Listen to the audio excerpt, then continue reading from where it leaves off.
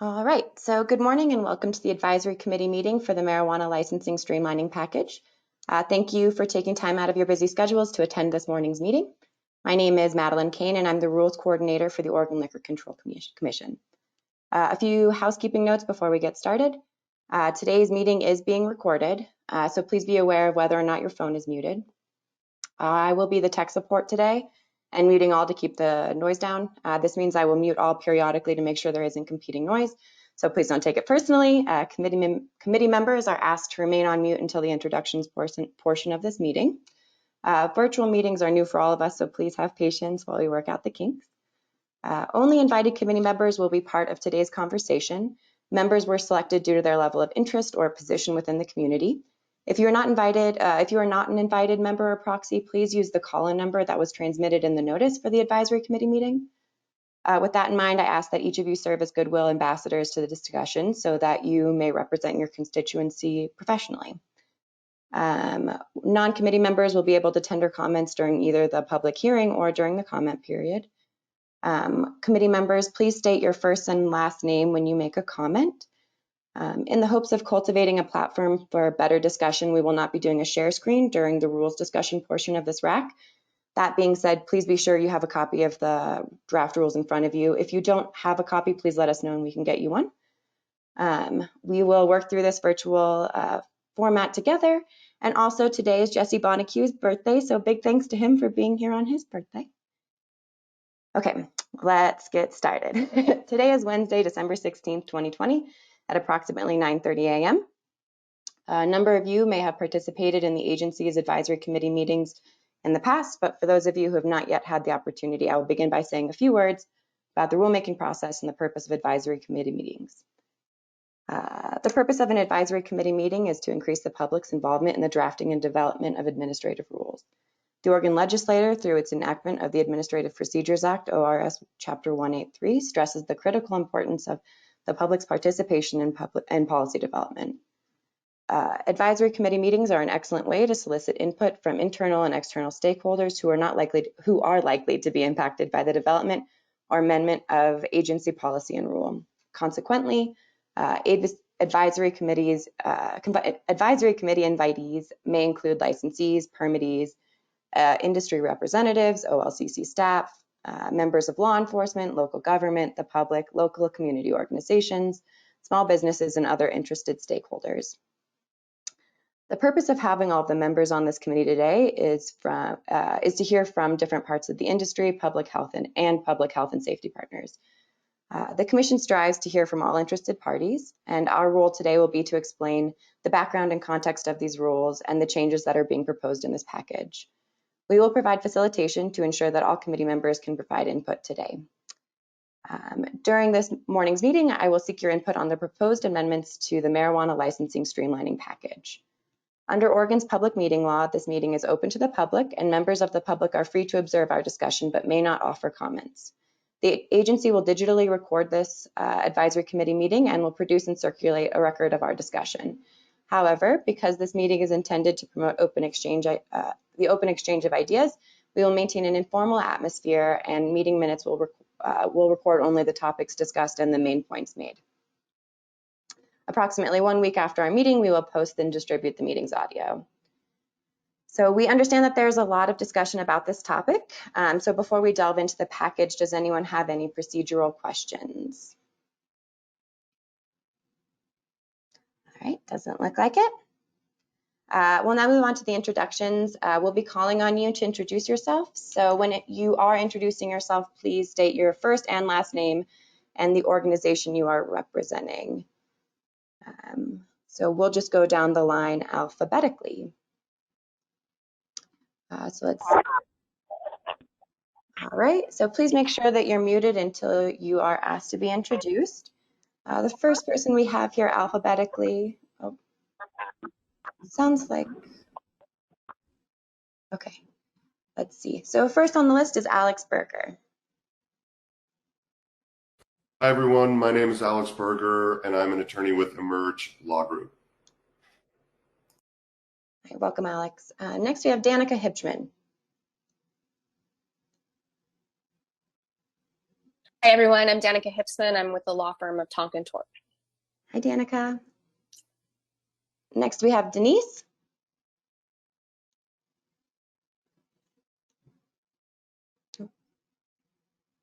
There we go.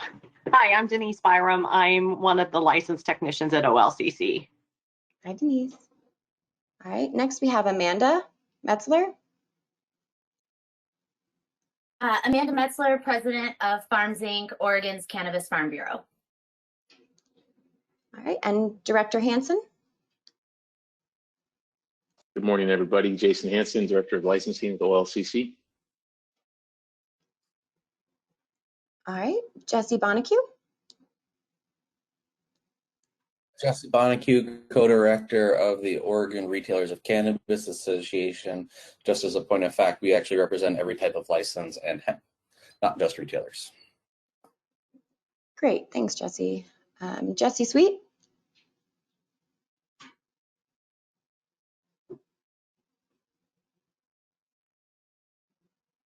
Good morning, Jesse Sweet, Director of Licensing and Compliance for Groundworks Industries. Jesse. John McCormick. Good morning, John McCormick with the Oregon Department of Justice. Thanks, John. Kelly Rout. Good morning, Kelly Rout, Director of the Administrative Hearings Division with OLCC. Thanks, Director Rout. Calvin Atkins Helgeson. Good morning, Kelvin Atkins Helgeson. I'm a policy analyst with the Oregon Department of Revenue. Kristen Stankovitz. Hi, Kristen Stankiewicz. I'm an attorney with Greenspoon Martyr. Derek French. I represent Laura McHaney and Doug McHaney, license holders for Red Barn Organics, Ashland, Oregon. Hi, welcome, Derek. Patrick Owen. Good morning, I'm Patrick Owen. I'm the Recreational Marijuana Licensing Manager with the OLCC. Paul Loney.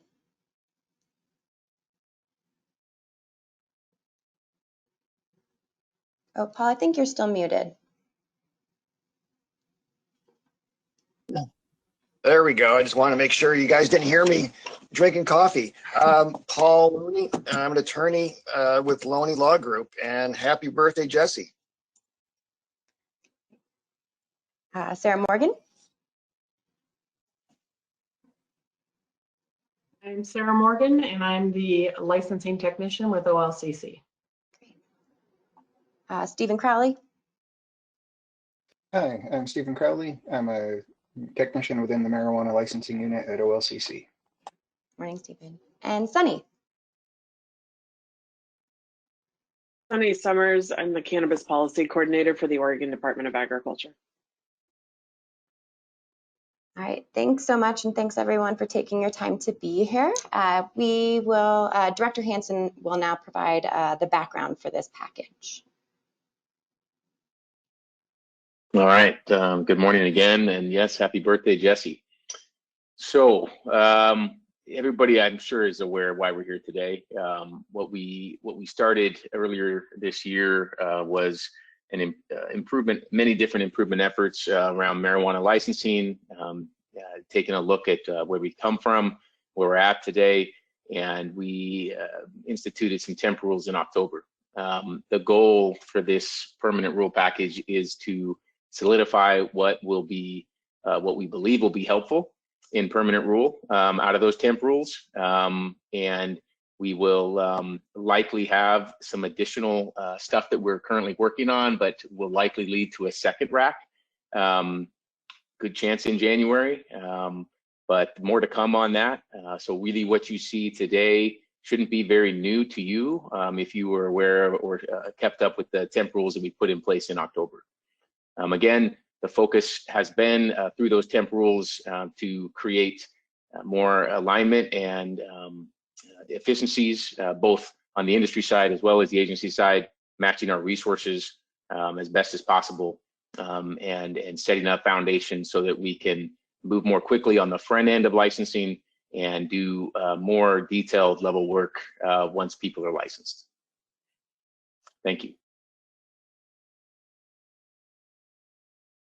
Thanks, Director Hanson. And it looks like I missed a couple of agency folks when I was doing introductions. Bryant Haley, if you want to introduce yourself.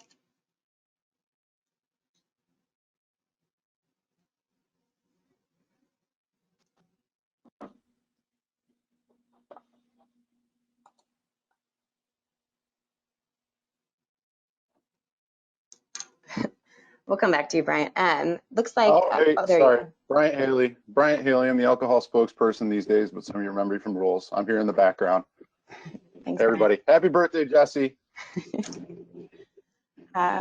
We also have Jess Nyworth here. Yeah, hi, Jess Nyworth, new to the OLCC. I am the new Public Health and Consumer Protection Policy. First meeting, so glad to be here. Welcome.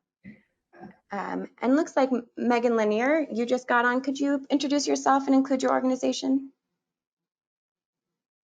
Oh, looks like you're still muted.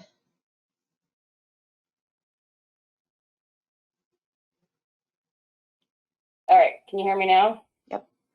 Hi, I'm Megan Lanier with Lanier Lane Consulting, and we're a consulting firm down in Southern Oregon. We work all over the state, and we help people get through licensing and local jurisdictional permitting. Great. Thanks, Megan. All right. We're going to move on to the rules discussion of this RAC. So, Stephen, I'll pass it over to you. All right.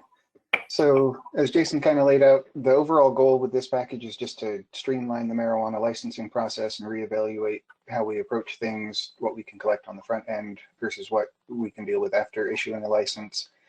During this RAC, we'll be going through the language that's currently in effect through temporary rulemaking action that the Commission took in October. But we do anticipate maybe having some additional concepts for a subsequent RAC. In terms of format, we'll go through the rule changes one by one and open the floor for discussion. The sections where I expect we'll have the most discussion come toward the front of the package, which might make time management tricky, but we'll do our best here. So jumping right in, the first update changing the rules is in 1015, changing the definition of licensee. And so it's amended to read, licensee means any person who holds a license issued under ORS 475B 070, 090, 100, or 105, and includes each applicant listed on an application that the Commission has approved and each individual who the Commission has added to the license. This change is really just intended for the sake of clarity. It doesn't actually change which persons qualify as licensees. It's still people with ownership interest, people with certain percentages of interest, and people with certain roles in licensed legal entities. The main purpose of this change was just to remove the phrase financial interest from this definition, because I think that's been a point of confusion. But with all that said, this change is actually likely to roll back for a while before these rules become permanent. In the vape additive package that's going before the Commission this week, the old definition will be reinstated. But again, this doesn't actually change which persons are licensees, and we'll be looking at reintroducing this language when the marijuana licensing streamlining package goes permanent. Any comments on this change?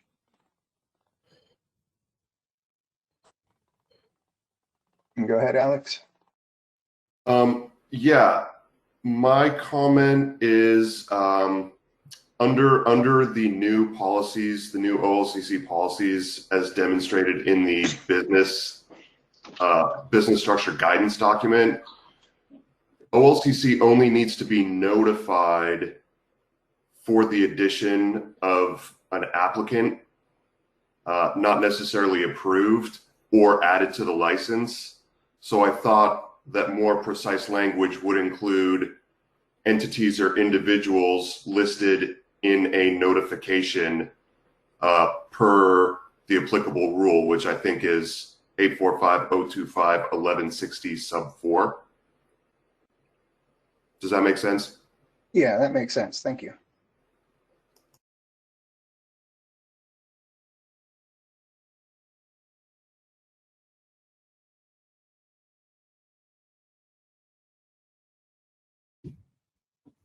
Any other comments on this one?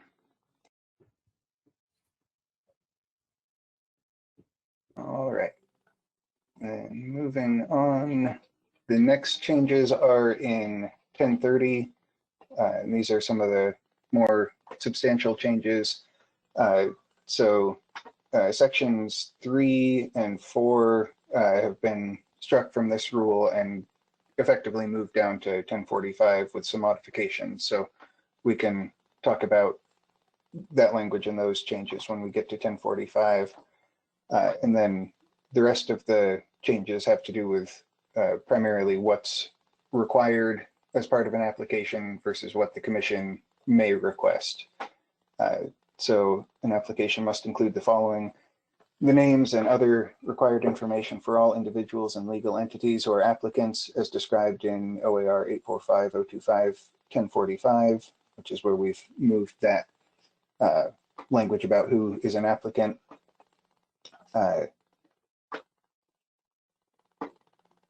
The language about fingerprints is moved from must submit or application must include down to the commission may require. The map and sketch and floor plan requirements are consolidated into a single subsection here, but without any substantial change in the details that are required on there. Subsection what was formerly subsection F, an operating plan in a form prescribed by the commission. So we've added the in a form prescribed by the commission language there to make clear that the application packet for the license type contains the operating plan that we're looking for, and is mainly in that form is mainly an attestation that the business intends to meet the requirements set out in a rule. Going down to what was subsection G, paragraph A, the proposed production tier and producer type as described in OAR 845-025-2040. So this is striking out the language requiring that the application contain the designation of the canopy areas. Licensees are still required to have that designated. It just doesn't necessarily need to be collected up front. Paragraph C is just struck, the part about the application needing a description of the growing operation, including the growing media, a description of the equipment to be used in production, and whether the production will be indoor, outdoor, or both. That indoor, outdoor, or both piece is captured above with the production tier and producer type. For the proof of legal water source, that language is all moved down to the commission may require, and instead the requirement up front is that the application include an attestation that the applicant has a legal source of water. If the applicant is, so paragraph D here at the bottom of page 13, if the applicant is not the owner of the premises proposed to be licensed, we've struck the language, the applicant must submit. It's just a grammatical fix because that must submit language appears above. And going down to processors, what was formerly subsection H, paragraph A, on a form prescribed by the commission, the proposed endorsements described in OAR 845-025-3210, but striking out the description of the type of products to be processed, the kind of detailed product description information that was previously collected as part of the licensing process. And so then what was formerly section 7, which is now section 4, in addition to that required information, the commission may require the following to be submitted. So this is where much of that language that was struck above appears. So fingerprints and other information for applicants, fingerprints and other information for individuals and entities with a financial interest in the business.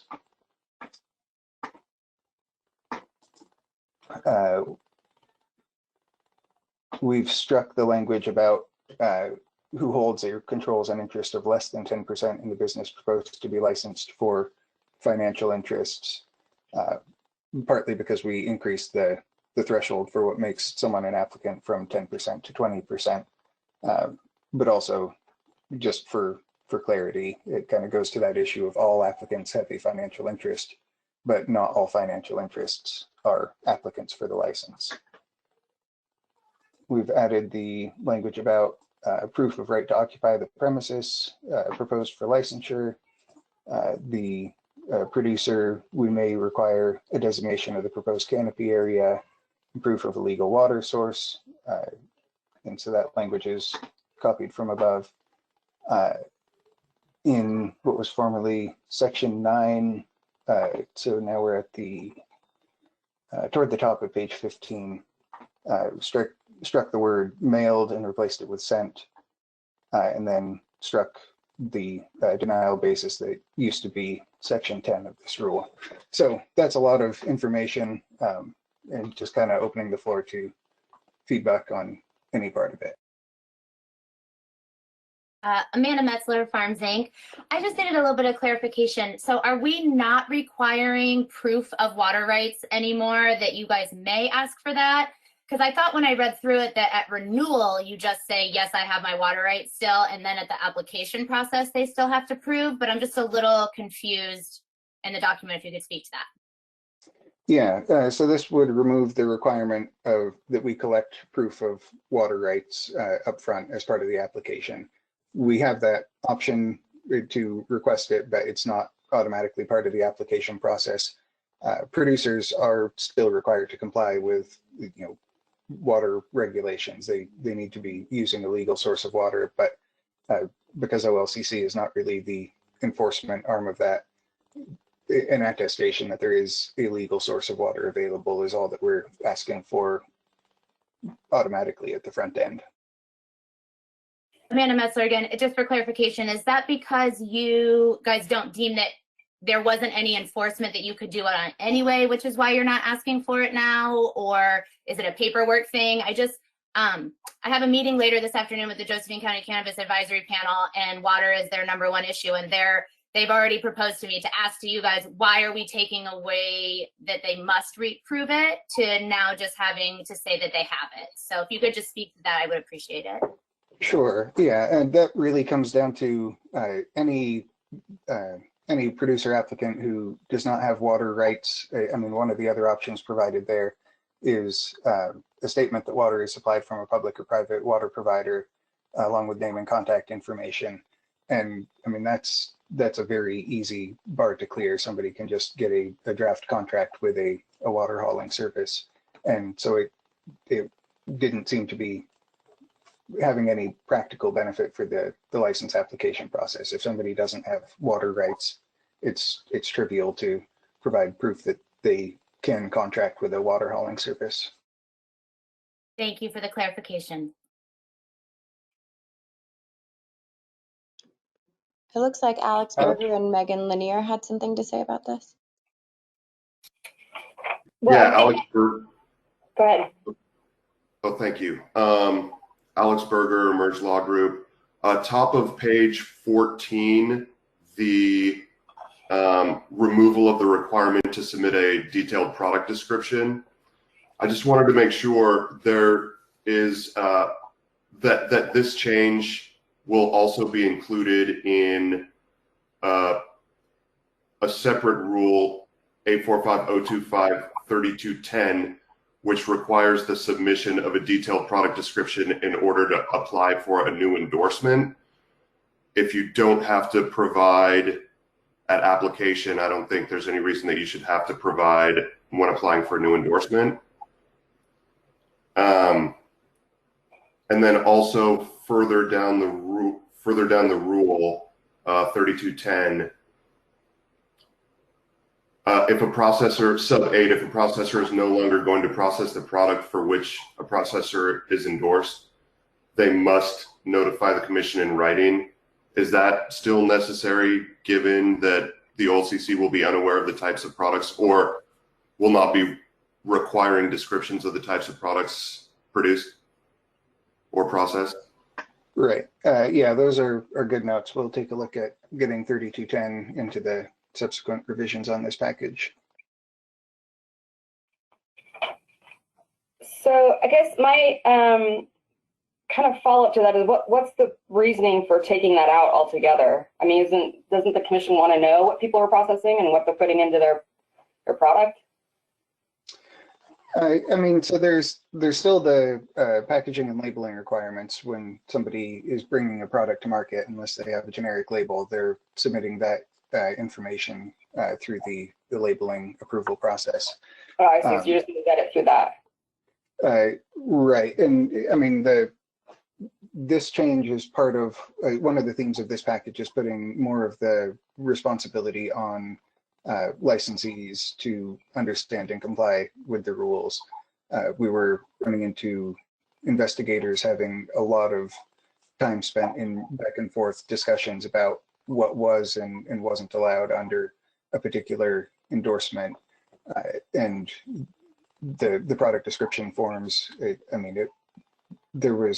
Those were one of the major pieces of time-consuming back and forth, which does have some value for educating applicants and making sure that they understand the rules. But it's that cost benefit of, do we sink that time into excessive proactive education or working through the backlog of applications that we're really working hard to clear? Okay. And then on page 14, subsection 4A, B, and sub B, sub C. So that's going to be kind of more of like an internal. You're saying the commission may require some of the following be submitted. Is that going to be like an investigator by investigator type of a situation, or are you guys going to have some sort of an internal policy that you're going to spread to your folks as to when it needs to be collected or not? Yeah, we'll have internal policy around that, and for applicants, we're always collecting the fingerprints for a criminal background check up front. Just moving it from must submit to may require, it does give the agency more flexibility if, for example, somebody is unable to submit fingerprints or I mean, nobody anticipated COVID. We don't know what the next unanticipated situation will be.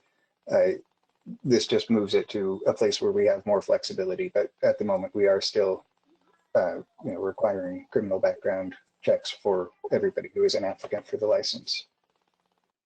And then just my one last comment is about like the mapping and the information that's submitted on the mapping regarding canopy sizes. So my only concern there is we've had a lot of clients provide to us when it was required to designate the exact canopy location, size, and whatnot, and we've found ridiculous discrepancies in that they have 46,000 square feet of outdoor canopy because they don't know how to do math or whatever the case may be. But I mean, I'm just thinking that might be kind of problematic if that's not fixed up front.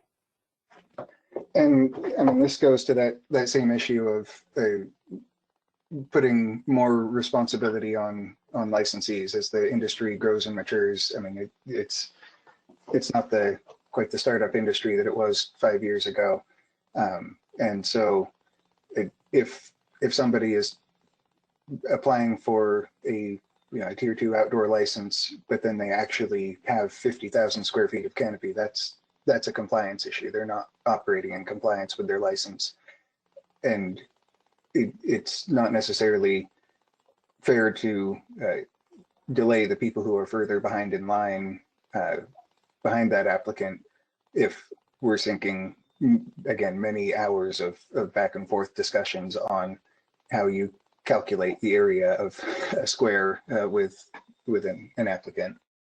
And Megan, sorry, can you just introduce your name and your organization so we can make sure those comments were attributed to you? Megan Lanier with Lanier Land Consulting. Thanks, Megan. Patrick, were you going to say something? Yeah, I was going to add to what Stephen added. So Patrick Owen, Marijuana Licensing Manager, OLCC. the back and forth on mapping out of square footages, the calculations alone, and even just the accuracy of the maps was a significant time sink with, you know, this is a bit anecdotal, but roughly half the time spent on any producer license application was spent just puzzling those things out. And the fact of the matter is our license investigators work behind a desk.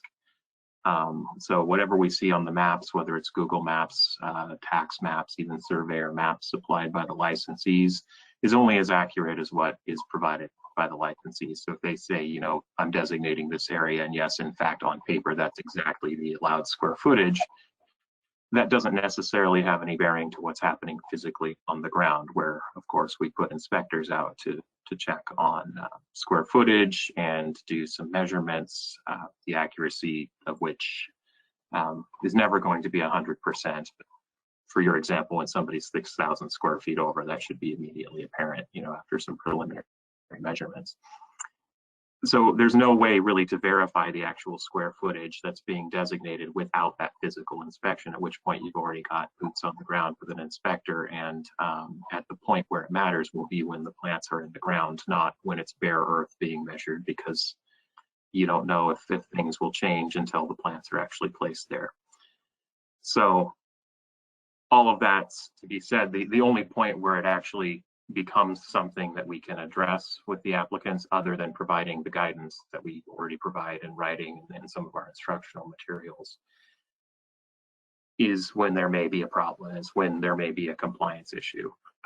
And so rather than doing a bunch of front-end work that quite frankly doesn't have any impact in the end results, the intent was to streamline, remove some of that, provide the instruction, like Stephen said, put the onus on applicants to really understand the rules. And if there's a compliance issue, work to address it in, you know, the best way possible for the licensee and, you know, for us to meet our regulatory requirements. There's definitely a difference between somebody, you know, having a slight mismeasurement and somebody just crossing grossly over what they intended to designate as their canopy area. Okay.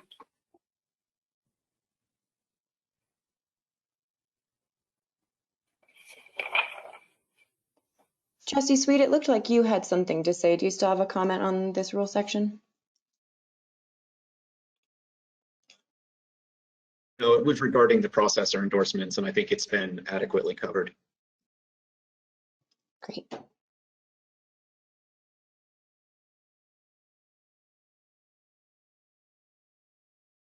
All right, any other comments or questions?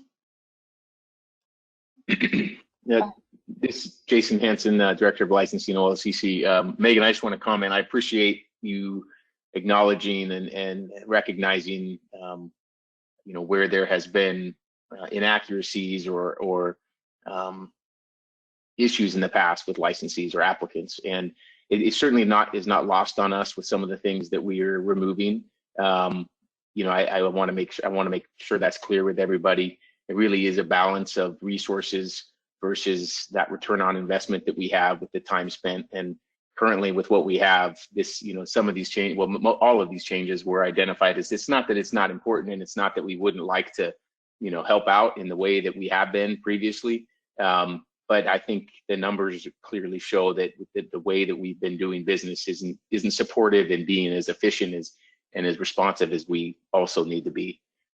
So we'll definitely, you know, again, as we get more resources, maybe these things change. Maybe, you know, that's why you see a lot of mays instead of musts.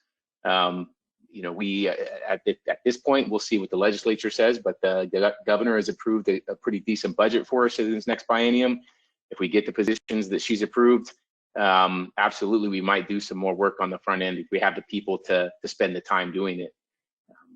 But for now, this is, and it is already showing a good return on these changes in the timeliness that we've been able to move forward as we process new applications. Hi, Megan Lanier again. Thank you, Jason. I really appreciate that. And I just think we've had some conversations with some of our local inspectors, and they were kind of concerned about it. And that's kind of why I was bringing it up, because they're concerned about the fact that it's kind of falling on their shoulders. Maybe that's, and it's also been a month or so since I've talked to them about some of these changes that were coming down, but they asked us to continue to do our mapping the way that we have been, because it does help them out regarding their inspections when they actually go on site, so they can actually see what's on there. We're just going to continue to do it the way we have been doing it, so it's not really going to affect us more or less, but with some of our clients. But there's a lot of people out there that don't use help like that, and I understand too, putting the responsibility on them. It's a good idea. Yeah, thank you, Jason Hanson, Director of Licensing. You're right. This does shift some responsibility to other parts of our agency. But as I mentioned earlier in this year, when a lot of this started, the goal really was to start empowering the industry more, putting more faith and trust in the industry to understand and learn the rules, and create good business practices for themselves. So it's good that you'll continue to do some of these things to go above and beyond. I think that sounds like just a good business practice to try to create a better likelihood of being in compliance and meeting the rules, or at least showing that good faith effort, which obviously usually always helps when there is something that is out of compliance. So that's something I would recommend of all licensees. Just because we're no longer doing something through this licensing new application process, it doesn't mean it's not necessarily something that the applicants should be doing on their own to stay ahead of the game. Steve Crowley, OLCC, just to add to that, the designating the canopy area is still a requirement for producers.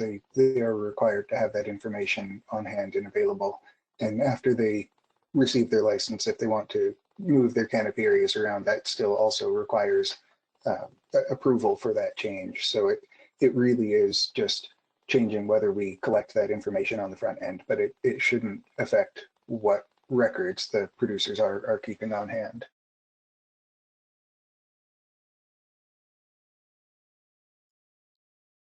Jesse Bonacue, it looked like you had a comment. Do you still have a comment? I just was hoping that before we went too much further, Jason sort of inspired me a little bit. These are all the purpose of this was to speed up the licensing process. We've seen this going on for a little while now. I just was curious if we could hear just a little bit more from the OLCC folks about how the changes are working and the benefits they're seeing, and give us just a little bit more context for how this is all working on your guys' end, because really this was all to try and speed up and make things easier for the OLCC. So I think you guys have your perspective is in part very essential to us being able to understand the importance of these changes. Good question, Jesse. Jason Hanson, Director of Licensing, OLCC. I'd be happy to respond. I'll just do a quick brief here just to show how these changes have worked. You're right, it's been 2 months to yesterday since these were passed by the commission, so still a very short period of time.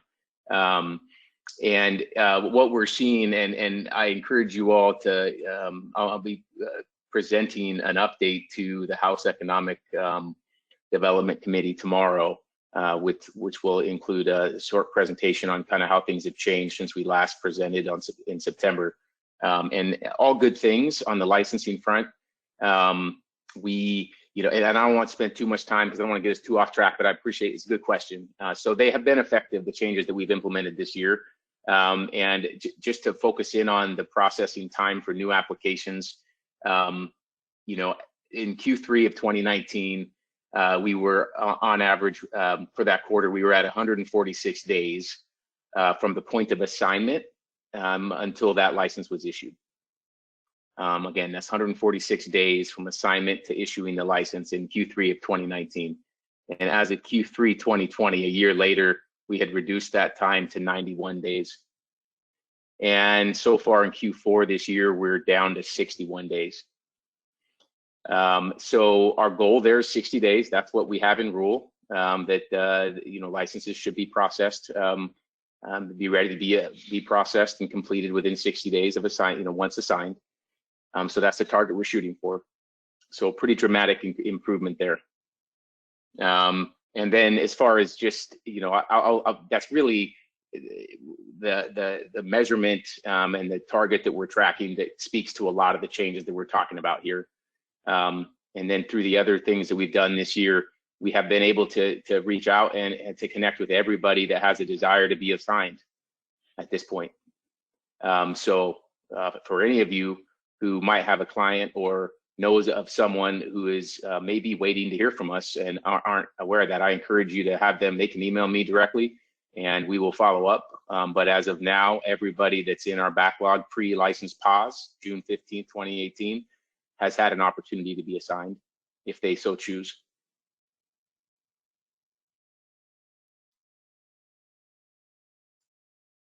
Alex Berger, Emerge Law Group. Jason, can I just ask you a real quick follow-up question on that? Yeah. I'm curious for new applicants who apply now, how is OLCC determining where they are put in the queue? Is it also according to the Lux as it has been in the past, or will they be immediately contacted to request whether they're ready for assignment? Good question. So we haven't, for anybody that's post-pause, we're tracking them in the same way that we always have. We haven't made a change to that yet, and I don't anticipate making a change until we can determine to lift the pause. So people aside from producer applicants, of course, due to Senate Bill 218, but other license types can still apply. And they go into the queue that date that they submit their application, and then the date that they get their Lux, it'll be uploaded into the system. But we're not even evaluating about when we would contact them for assignment because we still have that pause in place. Oh, so okay, so there is still a pause in place. So a new application, it is unknown when it'll be assigned.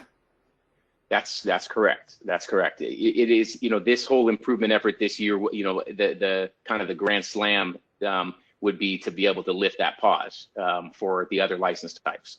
And so I anticipate in the next 60 to 90 days, we might be at a place, at least from my perspective, to advise that it would be, possible to lift that pause. But putting the cart before the horse a little bit, I'd like to see what happens in the next, by the end of February anyway. But it is my intention to be able to get back to that. And then at that point, we will definitely evaluate. It may not be there was a reason why we did the Lux date in the past. It may not be necessary to do that anymore. It may be appropriate to just go by application date, and to ensure that you got to have a Lux before we can issue you the license. You got to be done in 60 days once you're assigned. And if you can accommodate all those things in 60 days, that's something that certainly would I'd like to evaluate instead of requiring that Lux first, as long as people can get it done within the time frame allowed. So more to come on that. I can't give you any concrete answers right now. Okay, so I know we're a little bit off topic, but really quickly, it may be worthwhile to post on the website how many applications are in during the pause, because I have many clients who are trying to determine whether they still need to buy an existing license or if they can submit a new application, and it's hard to advise them because it is unknown how long it will take for them to be processed if they submit a new application. Yeah, that's a great point. Patrick, can you take note to that? That would be good to define how many out there are, how many we have total, and then how many are post and how many pre-pause. That'd be great. Good suggestion there. Again, the goal here is to be more predictable for the applicant, for the licensee, so that they can plan better. And I think we've accomplished that for those people that are pre-pause. We're assigning our goal is to assign within 60 days from being told we've received a request for assignment. We've been able to do that, and as of yesterday, we'd assigned everybody that's been asked to be assigned. So we're doing great there, and so we'll continue to try to establish other mechanisms so that people can continue to have some predictability around this process. And that's a good example right there. Thank you. This is Jesse. I have one final comment, and maybe it's just really stupid, but I try and be stupid on occasion for clarity's purposes. As you guys are removing requirements in language and putting more responsibility on the licensee, which I have to say is something I think I specifically and personally requested you all do, that you also pair it with clarity on the impact of someone making a mistake. And so I was looking through some of this and I didn't quite see, and maybe I just missed it, but a place where, like, if someone's attestation is not accurate, what the implications of that would be in very clear and simple language. So while it seems obvious due to the other places where you call out being dishonest with the OLCC, I just also think it might be helpful to provide a little clarity in the sections where it appears, even if it might be slightly duplicative for rules. And so maybe if I missed something, I apologize, but just as a general principle, being clear about the implications of failure is, I think, very important.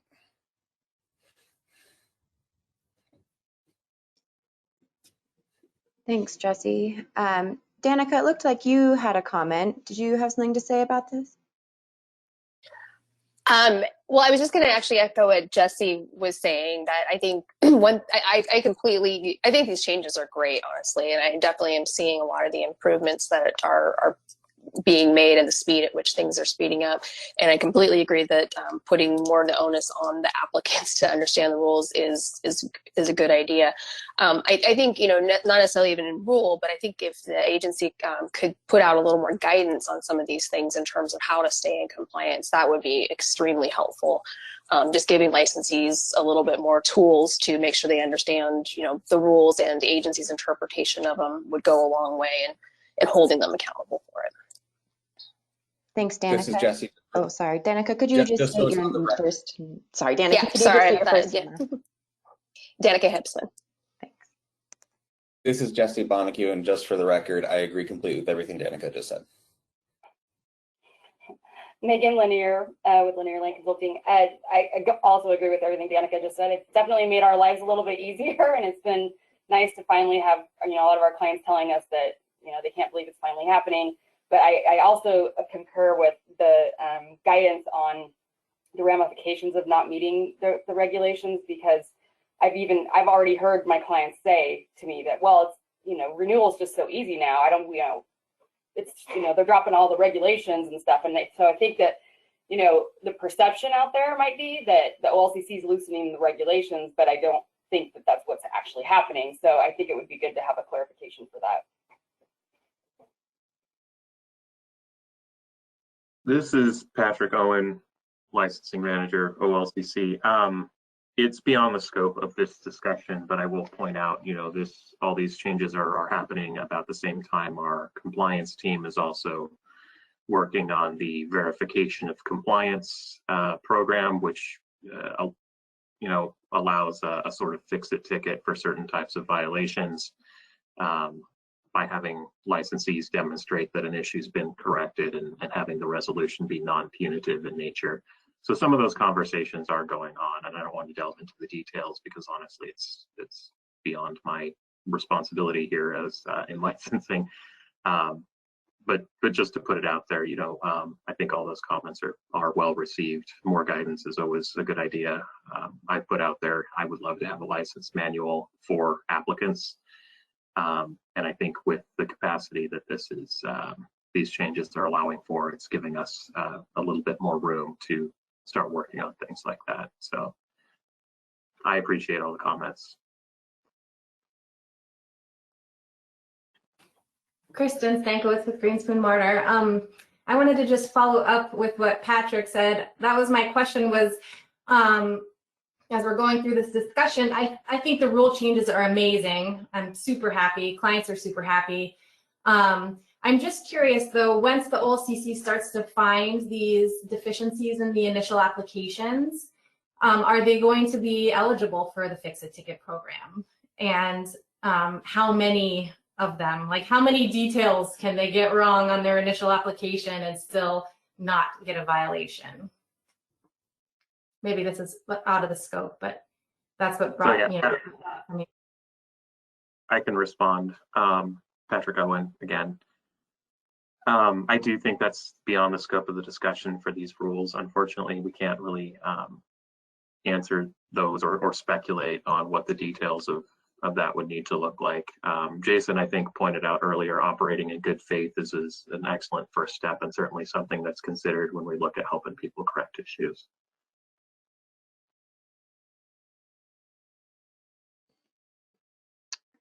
Okay, if there aren't any more comments, maybe we can jump back into the rules. Stephen, do you want to keep moving? Yeah, so next section with changes is 1045, true name on application and interest in business. So section 1 now reads, an application for a license must specify the real and true names of all individuals and legal entities required to be disclosed in the application under OAR 845-025-1030 and this rule. And then we've added in, so we kept the license privileges language and then added in some of that language that was previously in 1030. So the following with modifications. So the following individuals and legal entities are applicants. Any individual or legal entity who holds or controls a direct or indirect interest of 20% or more in the business proposed to be licensed. Any individual or legal entity that has an ownership interest in the business as described in section 5 of this rule. And any individual or entity required to be listed as applicants under section 4 of this rule. So then section 4, we duplicated some of the previous language about what roles in a legal entity make somebody an applicant. So all general partners in a limited partnership, all managers of a manager-managed limited liability company, as that term's defined in ORS 63001, and principal officers of corporate applicants. The definition of ownership interest remains the same there. So the kind of the big changes are just the increasing the threshold from 10% to 20% and adding in that language about direct or indirect interest. So rather than if a legal entity holds 10% of the license, that legal entity is an applicant, and then any person who holds 10% of that legal entity would also have been an applicant under the previous rules, even though their overall interest is only 1%. In this case, you know, we want to just look at people whose overall interest rises to that 20% threshold. Alex Berger, Emerge Law Group, just a couple of quick comments. Again, the business guidance document that is sort of hidden in the website lists a couple of other individuals or entities who would be considered applicants. And because that's sort of a hard to find document, I think it should be probably codified in rule. Any entity or individual who's entitled to 20% or more of the revenue or profits from the business. Personally, I wish that requirement would go away. But if it's not, I think it should be enshrouded in rule. And I would recommend that the rule include language for total revenue or profits of the licensed business, just for clarity's sake.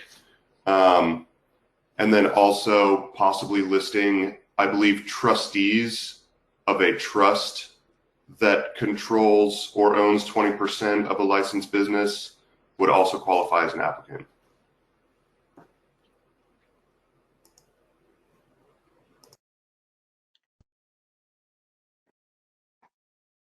Is Jesse Sweet with Groundworks. Good questions. Good questions from Alex. I also had a question about LLCs. The text of the rule speaks to manager-managed LLC and requires that the manager is an applicant. For a member-managed LLC, who would be the applicant in a member-managed LLC? I had always assumed it was the managing member, but that's not specifically spelled out in the rule. Yeah, and this is Steve Crowley, OLCC. So this is not 100% my strong suit, so if I misspeak, someone please correct me. But in my understanding is if you have a member-managed LLC where one of those members has that manager role, I believe that's something that would get to the definition of ownership interest that we have further down in the rule. And really that's kind of the thinking behind most of the roles that are specifically called out here, all of the roles that are specifically called out here or these are people who, by virtue of their position in the entity, can basically be presumed to have an ownership interest. But if there are other people involved in that business who are also entitled to exercise that kind of operational control, then they have an ownership interest and would be applicants also.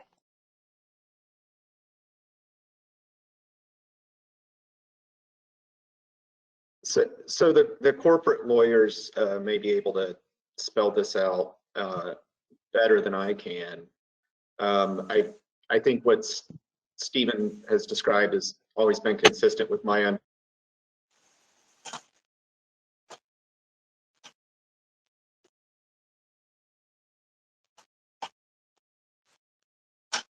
Sorry, Jesse, you might be cutting out a little bit.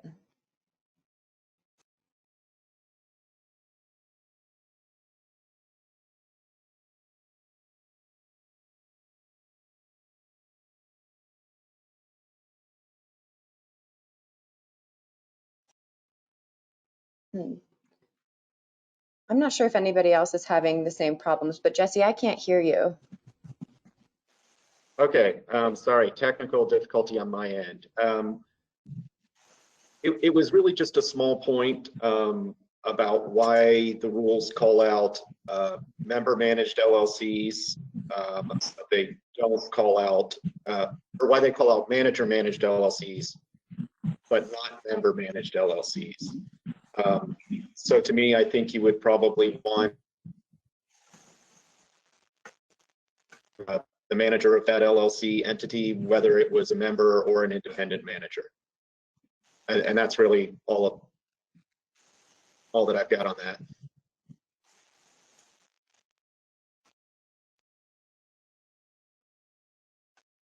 Thanks, Jesse. Paul, it looked like you maybe wanted to say something as well. Yes, this is Paul Loney. Yeah, I agree with Alex. I just want to reiterate that point that business guidance that is buried on the website, that should be somehow made clear into the rules, because that's really confusing for folks. And somehow it needs to be clear on profit sharing, because that's a big issue that comes up. A lot of folks, they hire a consultant, and then the consultant says, hey, if I get you up to this level, I get more money, on our contract. And so as lawyers, we have to, try to find line is how do we draft something that follows the OLCC rules, but also allows the business to succeed. So I think that really needs to be looked at a lot more about profit sharing. Especially in terms of somebody who's just a consultant coming into the entity, because they don't really have control, is the way I would see it. They're just, so that's my statement. Thanks. Thanks, Paul. Any other comments on this section?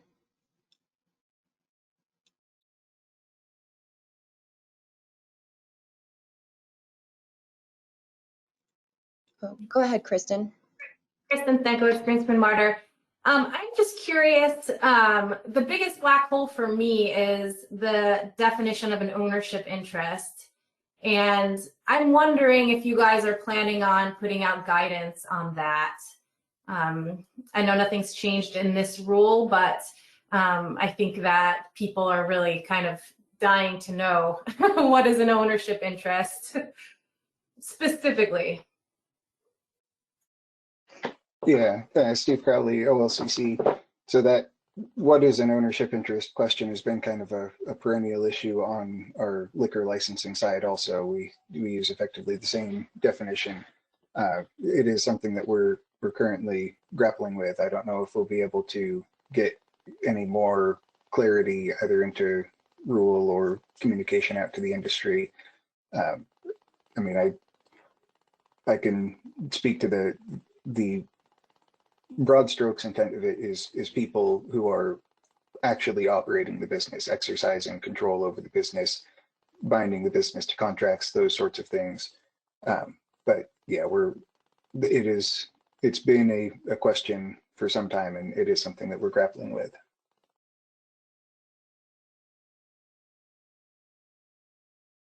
This is Danica Hipsman. I just have a quick question on the 20%. So are you saying that as long as they're not a member of the entity and they don't have direct control, could a more than 20% profit split be acceptable? Like they wouldn't be listed as an applicant? Steve Crowley, OLCC. So our interpretation of this rule is that being entitled to receive more than 20% of the profits is an interest of 20% or more in the business. Okay. I just wanted to clarify just that you're still considering that like an indirect interest in. Okay, thanks. But I do appreciate the feedback on codifying that in rule. I think that's something to look at here for clarity.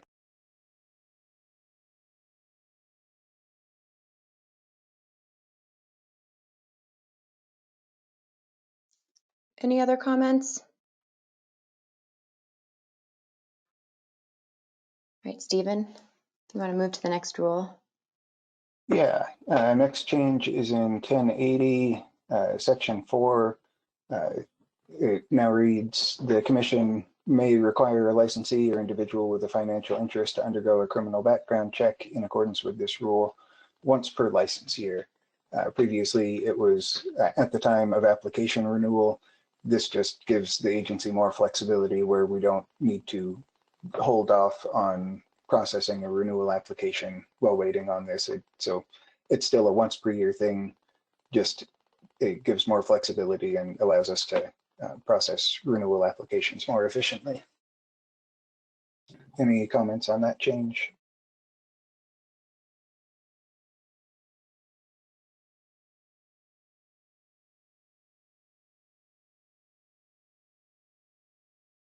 All right, hearing none, moving on to 1090, change in section 2, subsection A. The commission must receive a land use compatibility statement from the city or county that authorizes land use in the city or county in which the applicant's proposed premises is located prior to acting on an application for a new license, a change to a larger producer canopy designation, a change to a producer cultivation method designation, or a change in processor endorsement type. And this was really just a grammatical cleanup, but if there's any feedback on that.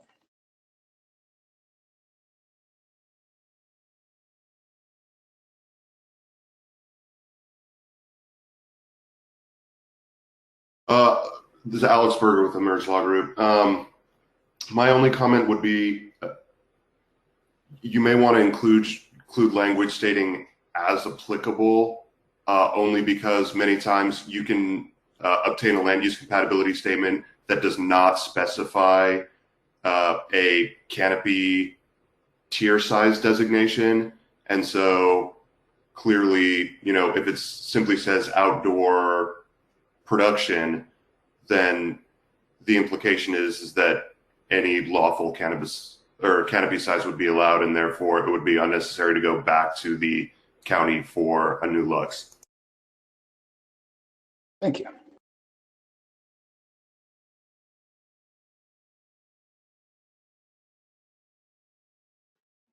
Any other comments? Okay. All right. Next rule with a change is 1100, section 1, just removing the phrase after the application review and inspection, and that's mostly to reflect our new updated processes. Earlier in the year, we stopped having pre-licensing inspections on many applications. Instead, the applicant performs a self-assessment, and an inspector will follow up at a later date after the license is issued. So this is just kind of a cleanup in rule language to reflect that there may not be a inspection process or potentially application review, which I don't believe was a defined phrase prior.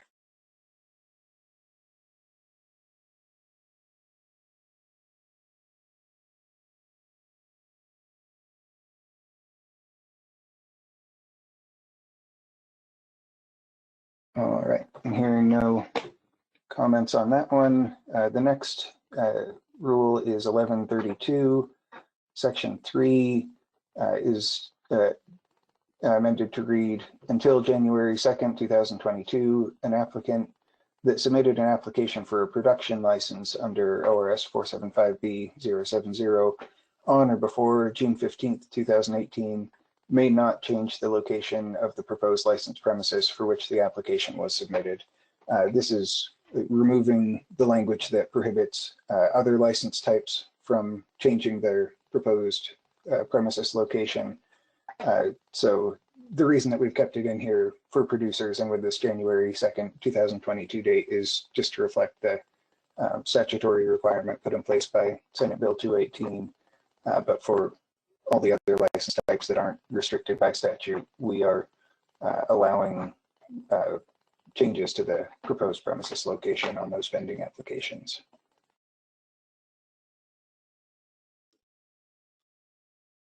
Any comments on that? Doesn't look like that. Okay, Stephen. All right. So 1160, this is, I think, the last real major change. So this is in section 4, dealing with changes of business structure, striking out the word financial interest there. So it's amended to read, a licensee that proposes to change its ownership structure by adding an individual or legal entity who will meet the qualifications for an applicant as described in OAR 845-025-1045, or by removing an individual or legal entity that is a licensee, must, prior to making the change, submit a form prescribed by the Commission and any information identified in the form to be submitted to the Commission. The Commission must review the form and other information submitted under subsection, should be section 1 of this rule, and if the Commission determines that the addition of an individual or legal entity who meets the qualifications of an applicant as described in 845-025-1045 would result in an initial or renewal application denial under 1115, or serve as the basis of a license suspension or revocation, the licensee may remove that individual or legal entity from the business. If the licensee does not remove that individual or legal entity from the business, the Commission shall propose license suspension or revocation under OAR 845-025-1115. And then, notwithstanding subsection 4A of this rule, a licensee does not need to notify the Commission prior to the following changes occurring, but must notify the Commission within 60 calendar days of the following change occurring. A shareholder of a publicly traded corporation acquiring or accumulating 20% or more of the voting stock, or a publicly traded corporation adding or removing principal officers. So the overall thrust of these changes are no notice or pre-approval is required if it's just a change in financial interests. If it's a change in people who meet that applicant threshold, then prior notice is required, but not prior approval, except for publicly traded corporations where there's a carve out to allow notification after the fact. The last section of, or last subsection there remains the same, that a new application must be submitted if a licensee has a change of ownership that's 51% or greater, or more than one change within a year that cumulatively results in a change of ownership that's 51% or greater.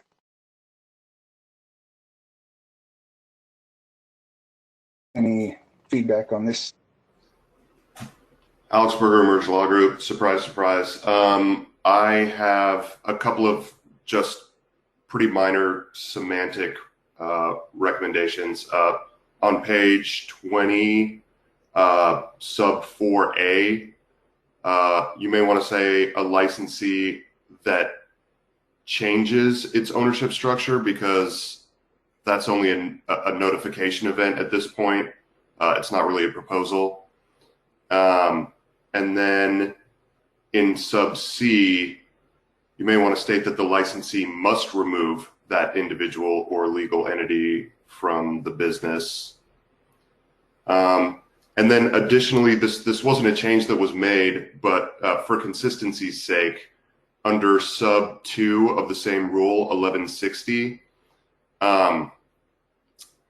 Because financial interest holders are no longer disclosed to OLCC, it doesn't make sense to me that within 24 hours of arrest, a mere financial interest holder would have to, or a licensee would have to notify the OLCC of an arrest or conviction of a mere financial interest holder. And the rule, it would make more sense if the rule only applied to applicants.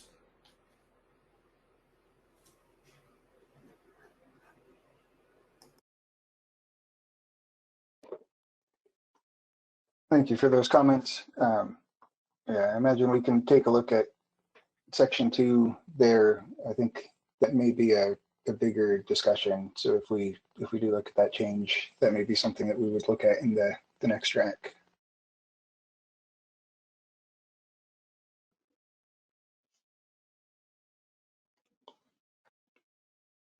This is Paul Loney here.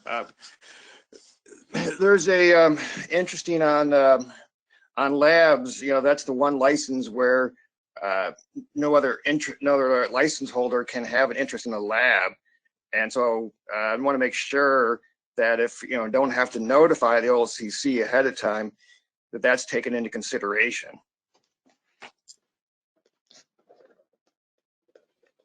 I guess, could you, Steve Crowley, OLCC, could you maybe expand on that some? Are you suggesting that labs should be able to add licensees as a financial interest because they're not required to notify OLCC? No, it just that we just want to make sure that there's not going to be a conflict of interest, right? It's a processor takes an ownership interest in a lab, and then therefore that lab has an incentive to provide false results for that processor. Well, so we're and then the question is, does a processor, if they don't have to notify the OLCC that they've taken an interest in a lab, then that's a potential problems there, because that's one of the things that makes Oregon such a good program, is that the labs have such independence from the other licensees, so results can be trusted to some extent. Steve Crowley, OLCC. So just to clarify, we're not changing the prohibition on a laboratory performing testing for any entity that it has a financial interest in. That would still be a violation of the rules. Correct. Yeah. What the question is like, how would the OLCC find out if the let's say a processor doesn't have to notify that they've taken a 10% share into a lab?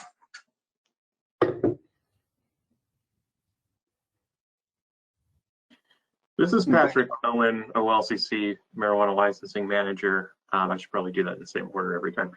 I think that's a good point, honestly. To Stephen's point, the prohibition remains, but there's not necessarily a proactive front-end confirmation or approval of that change. So somebody taking an interest might not be caught, essentially, until we got to a point of auditing the financial interests of the existing laboratory licensee. It's a good point for consideration, absolutely.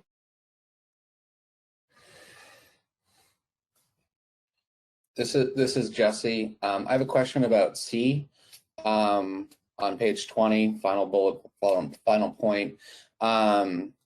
You say the licensee may remove that individual legal entity from the business.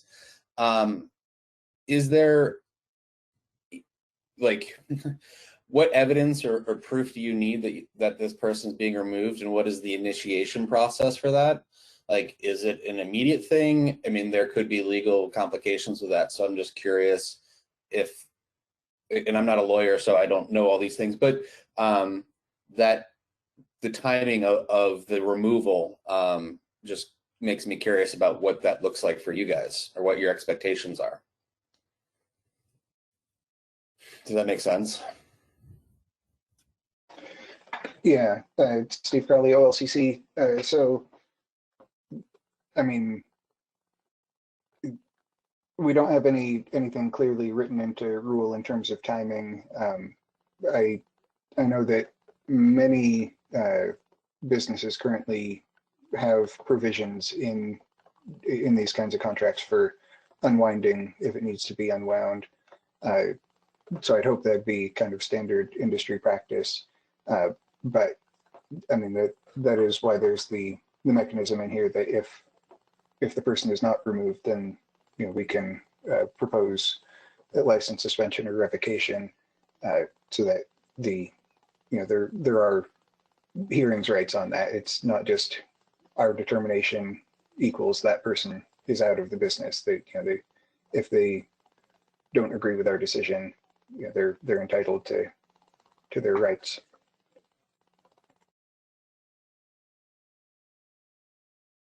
Kristen, it looked like you had a comment earlier. Do you still have a comment?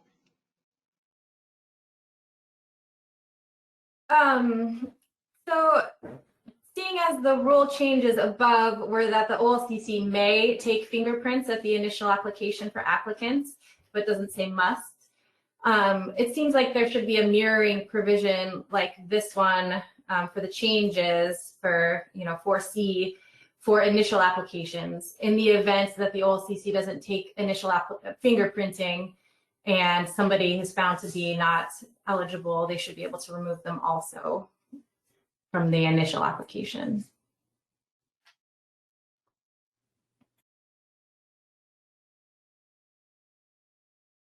Thanks, Kristen.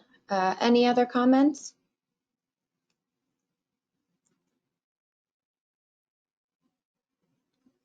Okay, if there aren't further comments, we can move on. All right. The next set of changes here is in 2040, section 2, subsection A. A producer must clearly identify the size, production method, measurements, and shapes for each mature and immature canopy area in the licensed premises. So this is removing language about that being in the initial license application and at renewal.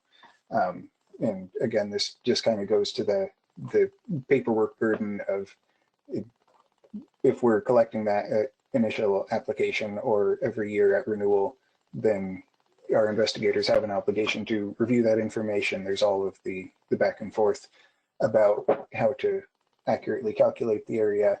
So instead, this is, again, something that producers will be required to have available, and after they're initially licensed, any changes in Canopy do require prior approval, so that information may be required as part of the initial application, but is not required in all cases now, and it may also be required by an inspector subsequently inspecting the premises or when they make subsequent changes. Any comments on this change?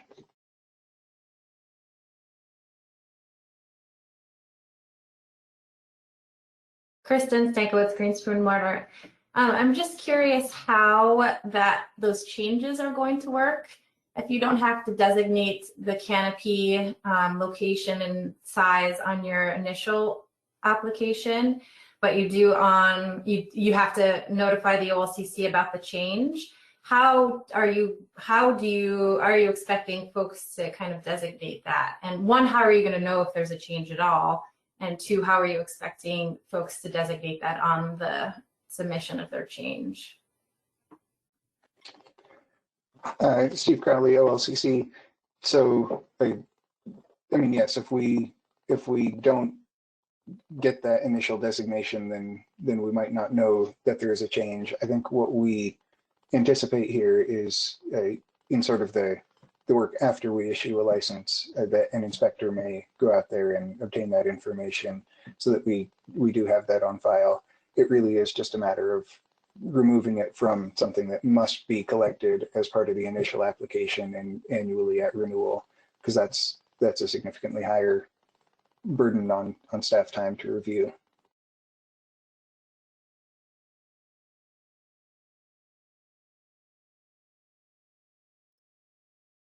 Any other comments? Oh, Jesse, it looks like you have one. Yeah. Just because the rule is open, and I've been arguing this rule for several, I think, years now. The 20 quadrilateral canopy areas still feels arbitrary and really low. And that when we initially made recommendations a long time ago, I think it was now 2 years ago, the suggestion was that people who wanted more than 20 could use a professional surveyor and would have to pay for that and then submit that professional licensed surveyor's report to the OLCC. But just reiterating that complaint that I've made for several years now. Thanks, Justine. Will you say your name and organization, please, so we can attribute that to you? Jesse Bonacue, Orca. Alex Berger with Emerge Law Group seconds that. It's easy to measure L-shaped rooms, and it's very difficult to get a professional surveyor to survey an indoor room. And then I would also add that it seems unnecessary for those indoor producers with limited floor space.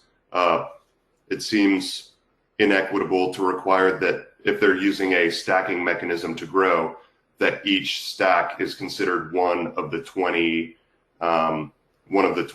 canopy areas. I think it should be footprint instead.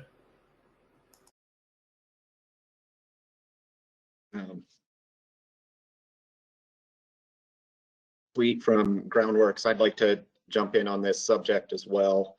One of the effects of a rule change that I think was last year or maybe the previous year was that when you added mature and immature canopy together under this limit of 20 canopies, is that it really reduced options for growers who do in-house breeding. You know, in some cases, if you have male plants, you might have a canopy that is only one plant and you're trying to keep it separate from the rest of your production. So it's really not about volume, it's about the ability to segregate space breeding operations. That's why I would advocate for a number higher than 20.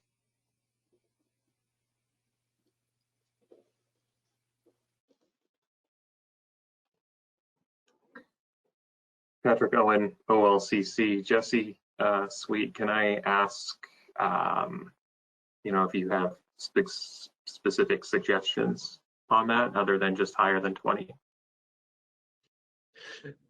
Sure. You know what? You were breaking up a little. I think you asked for other solutions. My solution would be to break out immature canopy. And just have the limit apply to mature. All right, all thanks for your comments on the canopy. We'll look to see if that can sort of meet the need of this rule package and take a deeper look at it, but let's move on to the next topic. All right, the next topic is also in 1040, but quite a ways down under Section 6, production tier changes, subsection B, paragraph D, is changed to read, has submitted an approved land use compatibility statement showing the increased production tier is not prohibited, and then striking out paragraph E, provides verification in a form and manner prescribed by the Commission that the producer has complied with all security measures described in 845-025, 1400 to 1470, where any additional canopy area is proposed. So the intent behind those changing submits to has submitted is intended to allow the use of the LUX that we already have on file. If the LUX they submitted at initial license application is adequate and covers what they're proposing to do, then we don't need them to submit a new LUX. And then striking out paragraph E was mostly just clarity. It's redundant. Licensees are required to comply with the security measures. So saying so separately here just did not seem necessary. And if the change that they're proposing does include changing their canopy designation, again, that's a separate change that needs to be pre-approved. Amanda Metzler, Farms Inc. I had a question, Stephen, just for clarification. So if the Lux form says outdoor and you're going from a smaller tier to a larger tier, that would look sufficient to use that Lux form. If you are going from outdoor to indoor or mix, if your Lux form says outdoor, indoor in the beginning, then that's sufficient to be able to change. Yes? Steve Crowley, OLCC, yes, that's correct. Okay, thank you. So just Megan Lanier with Lanier Lane Consulting. I just had a quick question about the Lux. Recently, we've had some ownership changes on some of these that are taking over the site location as well. And we've been requested to get a new Lux with the new name on it. What's the I mean, I know in the past we didn't always have to do that sometimes. So what made that change? I'm just curious, because if the location isn't changing, and it's just an ownership change, the Lux doesn't really change because counties and cities don't care what name's on it. Steve Crowley, OLCC, yeah, I mean, that shouldn't have changed. The reason that we require a land use compatibility statement with a change of ownership is because a change of ownership is a new license application. So it triggers that, that requirement that there be. The old one? So if the city or county that issued it tells us that land use compatibility statement is still valid, we accept that in lieu of a new land use compatibility statement. Okay. But you're correct that it doesn't need to have the applicant's name on it specifically. The land use compatibility statement can be in the name of the property owner, or I mean, we see a lot of different names on there. Ultimately, it's just about the land use, proposed land use of that lot.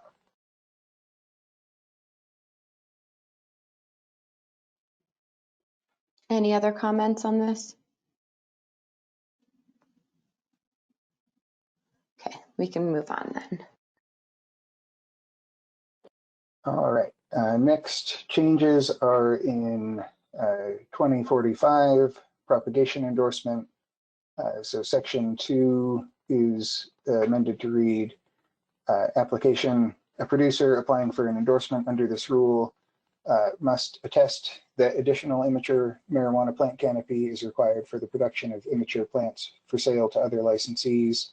And then section 3 regarding the land use compatibility statement is struck from this rule. So really that's just changing from a propagation plan to just a simple attestation. The intent of the propagation endorsement is that additional canopy is being used to grow immature plants for sale to other licensees. We don't need a detailed plan about that as long as the applicant or the licensee is attesting that that's the purpose. And then the land use compatibility statement is having that requirement in there for an initial license. The land use compatibility statement just covers the mature canopy, if it covers anything at all. So since this is about adding additional immature canopy, it's not a necessary piece in there.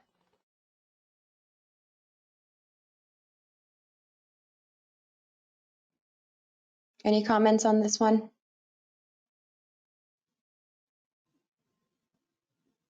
All right, doesn't look like it. All right, so we're getting through this faster than I expected. So the last section that we have here with changes is 2500, registration to produce usable marijuana for patients. So in section 1, replacing the approved mature canopy with their production tier, just to be consistent with language used elsewhere in the rule. And then in 2C, striking out the language about providing the commission with a scaled floor plan or map specifying where the medically designated mature canopy will be located on the licensed premises. And then the next subsection, submit a control plan in a form prescribed by the commission, describing how the producer will identify the medically designated mature canopy and separate the medically designated mature canopy from recreational. The only change there is just in a form prescribed by the commission to clarify that the control plan is on our form. And again, with removing the scaled floor plan requirement there, any change in canopy does require pre-approval, but this is separating out the pieces of that process. This authorizes a producer to grow medically designated canopy. If they are designating new canopy space to accomplish that, they would submit a separate change of canopy request for that. Comments on this rule?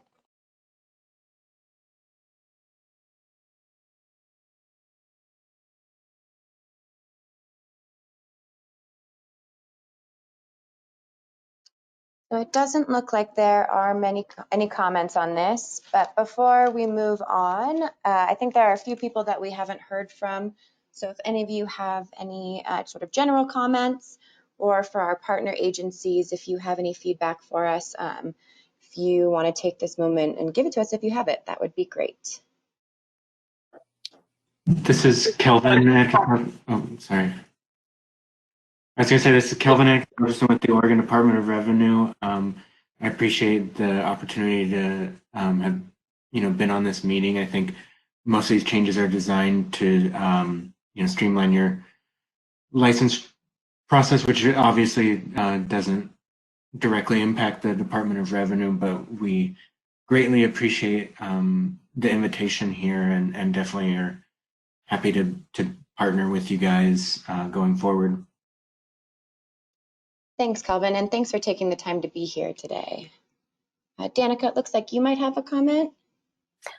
Yeah, this is Danica Hipsman. I just wanted to say good job, OLCC. This is some good work. I know how hard the licensing process has been, and so this really takes into consideration a lot of the comments and suggestions of the advisory committee over the summer.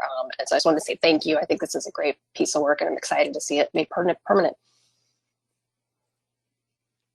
Thanks, Danica. Sunny, it looked like you had a comment too. I was just going to say I don't have a comment. So thanks for the opportunity, though. Thanks, Sunny, and thanks for being here. Any other partner agencies have anything they'd like to contribute? Or Derek, I'm not sure if we heard from you today, so if you have anything you want to provide feedback-wise, happy to hear it. No, I was just mostly listening to the rule changes so I can inform Laura of what you guys have spoken about. Most of this does not pertain to us specifically.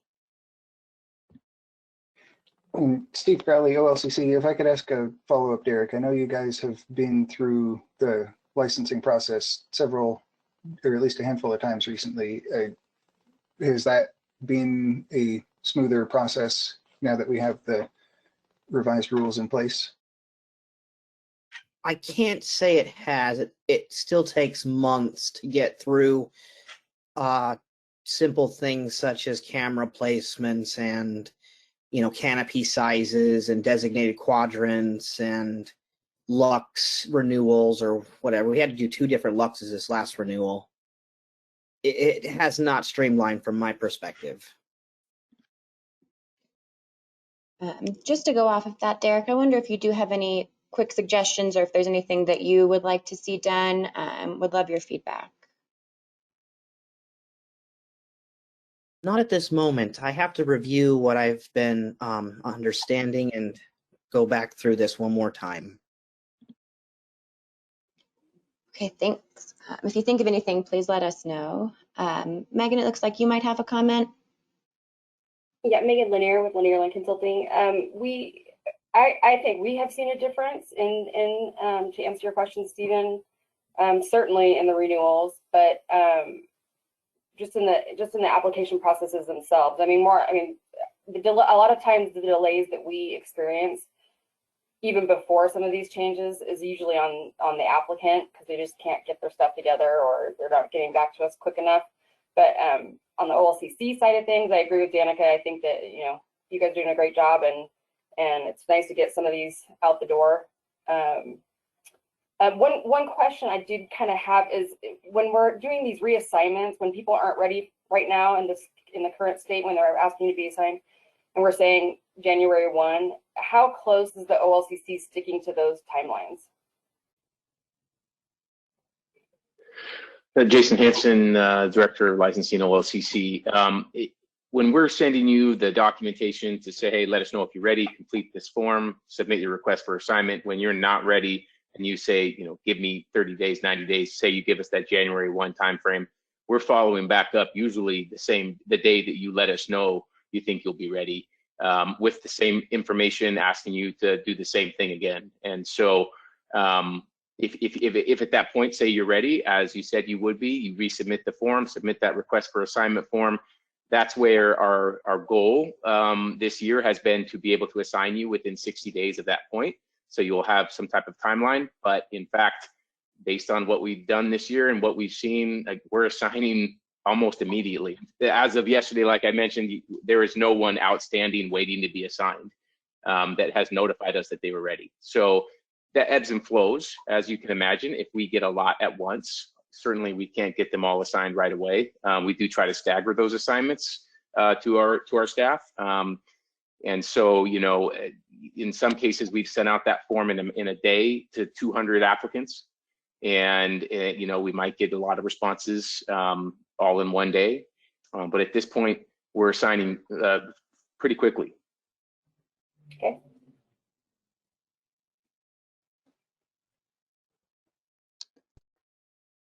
Okay, any other general feedback?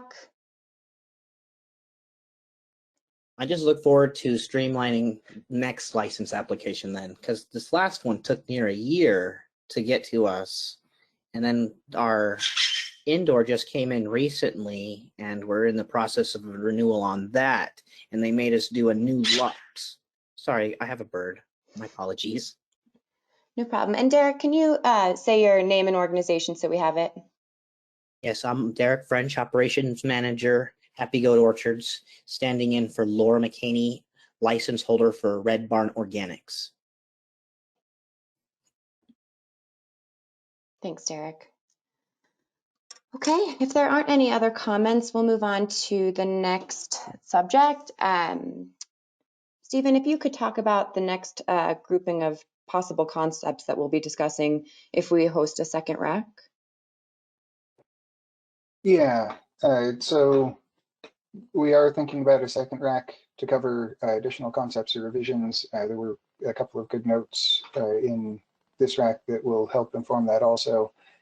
Some of the pieces that we are currently thinking about are possibly revising our basic definitions of licensee, applicant, and financial interest. We're not really looking at fundamentally changing which parties we need information on, but we recognize that those definitions could maybe be more clear and intuitive. We're also thinking about whether to redefine what constitutes a change of ownership that requires a new application to be submitted. Currently, it's that 51% threshold that I believe dates back to the 51% residency requirement that was in place at the beginning of 2016.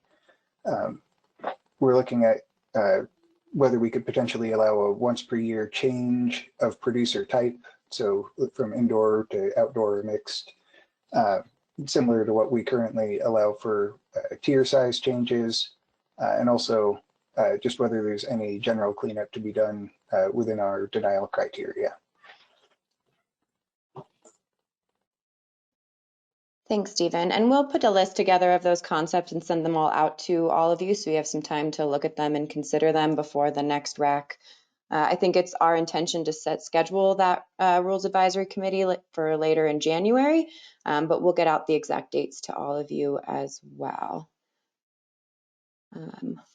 Okay, so moving forward, we're going to start looking at the fiscal impact statement. We will go through it, go through the statement question by question, and I will try to capture the general feedback.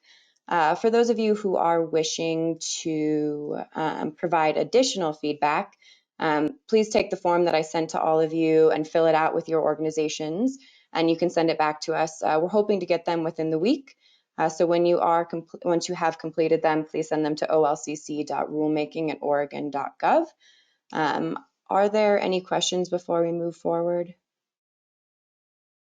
Okay, great. And I'm sure some of you noticed that the version that I sent to all of you had the date as October 16th.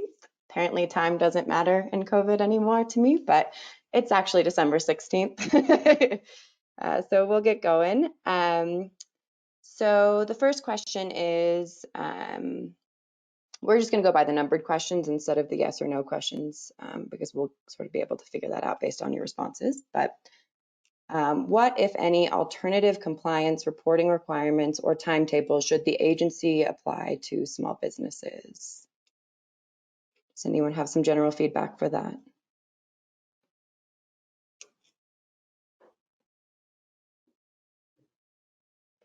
No?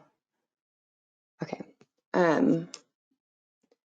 So if there's no feedback on that, I'll write no comment currently, but if you come up with anything, please complete that in the document. How, if at all, should the agency clarify, consolidate, or simplify the compliance and reporting requirements that apply to small businesses?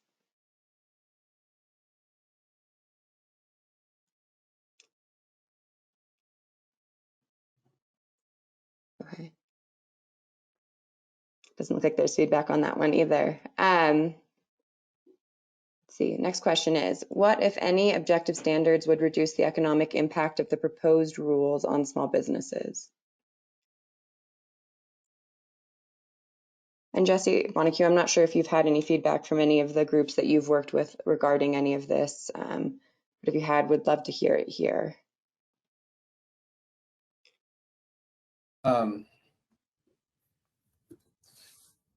In relation to, sorry, someone texted me about the murder that happened last night, and so I was responding to that because it was timely and dramatically unfortunate. So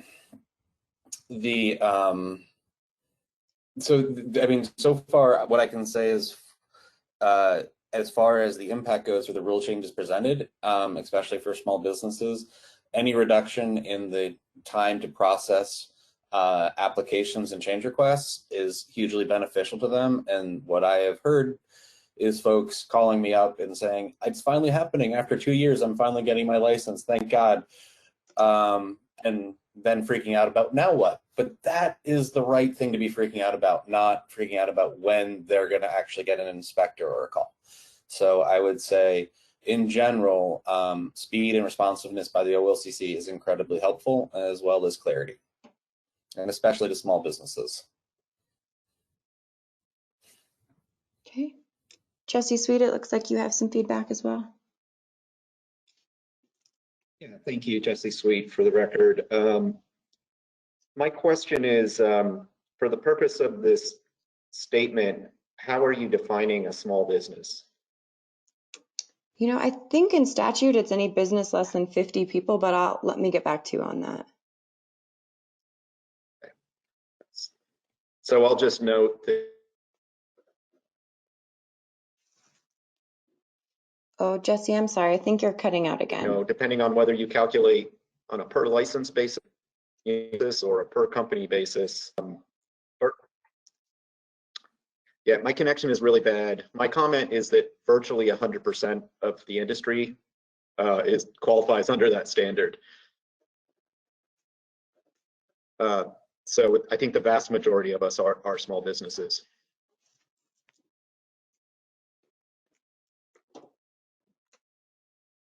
Thanks for that. Okay. Are there any proposed requirements in this rule package that should not apply to small businesses? And sorry, Kristen, it looked like you had a comment as well on the previous topic, but feel free to provide it here if you'd like.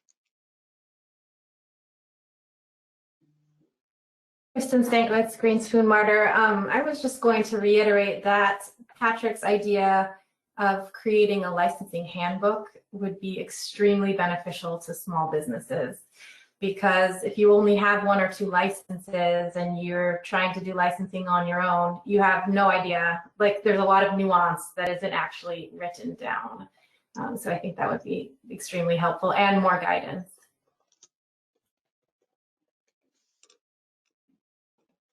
Great. And Danica, did you have something? Yes, this is Danica Hipsman. I was just going to second what Kristen just said and just reemphasize. I think that I think the economic impact for small businesses and the entire industry of these changes are good, but where I could see there being an increase in it is on compliance if a lot of these requirements are being pushed to that side of thing in post-licensure. So the more guidance the agency can put out to help businesses understand what they need to be doing would be great. Jesse Bonacue from Orca, that is exactly what I meant by clarity. It is especially important to people who have a financial interest in spending or need to spend less money possibly on attorneys. And just the clarity, in any ways you guys can provide it dramatically helps them and relieves their stress and anxiety. Okay, thanks. The last question is, what, if any, less intrusive or less costly alternatives should apply to small businesses?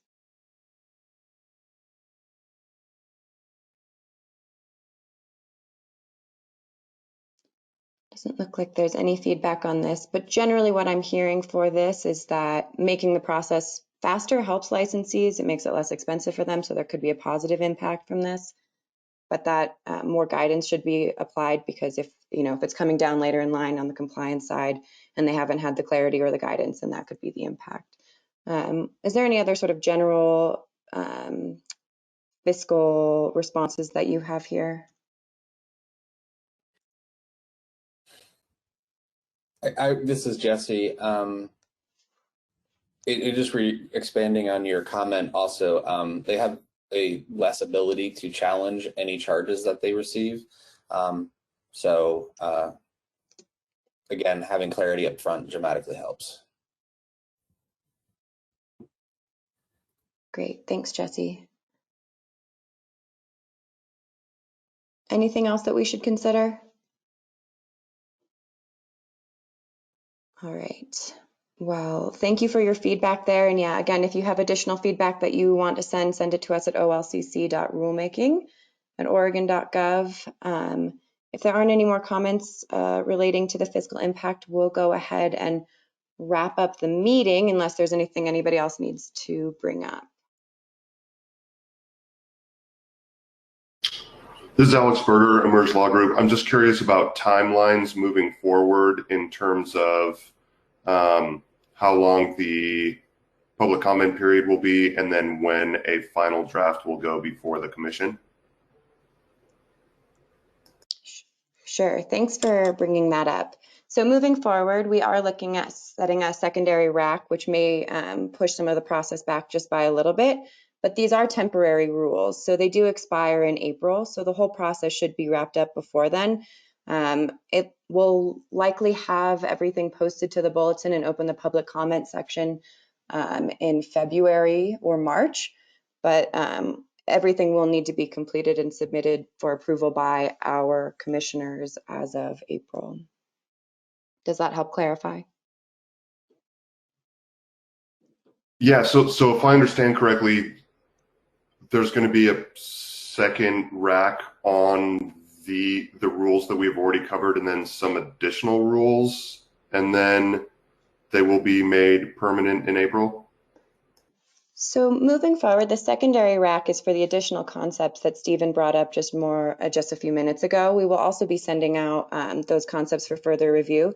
There also may be changes to the rules that we just reviewed with all of you. And so if we do make significant changes, that's something that we would also bring back to that second rack. Thank you.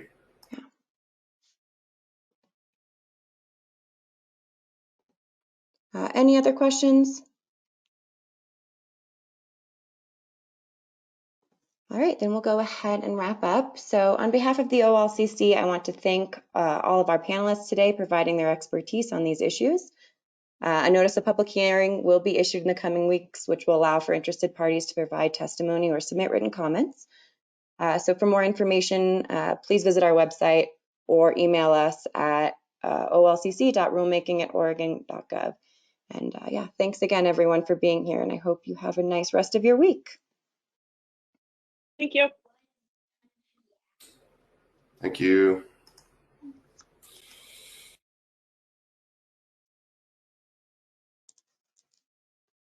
Thank you for the invite. I appreciate all the input. Yeah, thanks, Derek.